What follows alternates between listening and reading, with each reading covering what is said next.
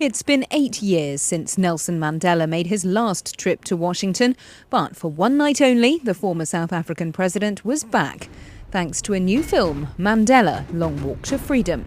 My name is Nelson Mandela.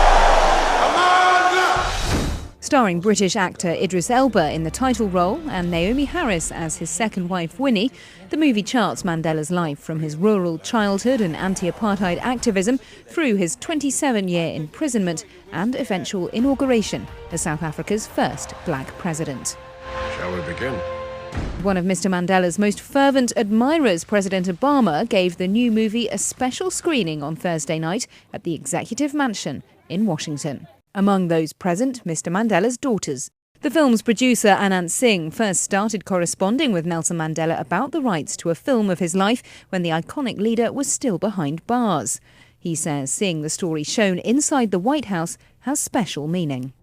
Madiba and Obama are two heads of state that were major shifts in the democratic process of people of colour becoming president.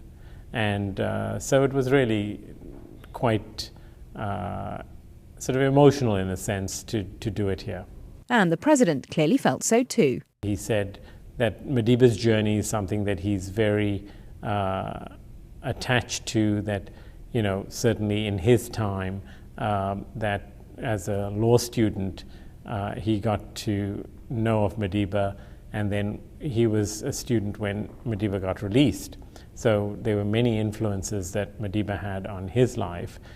So as we toured the island, I couldn't help but think about how... Mr. Obama escorted his family on a tour of Mandela's former prison on Robben Island this June, writing in the guestbook that the jail's heroes remind us that no shackles or cells can match the strength of the human spirit.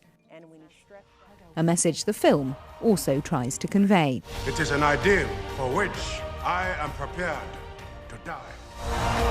The fact that Barack Obama chose to have Long Walk to Freedom screened right here at the White House shows just how much of an inspiration Nelson Mandela was and remains for America's first black president.